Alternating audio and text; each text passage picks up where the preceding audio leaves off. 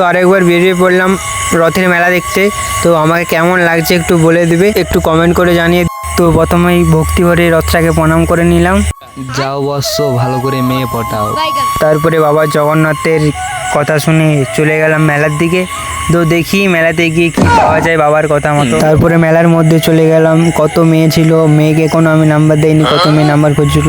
Sorry মেয়েরা আমাকে number দেয়নি। তারপর আমার মেলার মধ্যে এত ফ্যান ছিল, এই দুই ভাইকে সাথে নিয়ে আসতে হয়েছে। তারপর আমি কাউকে ভাও দিইনি, সরি আমাকে কেউ ভাও দেয়নি। তারপরে চলে গেলাম মেলার দোকানে গার্লফ্রেন্ডের জন্য সোনার চেন কিনতে। আমার তখন আবার গার্লফ্রেন্ডই নেই, ভুলেই গেছিলাম আমি।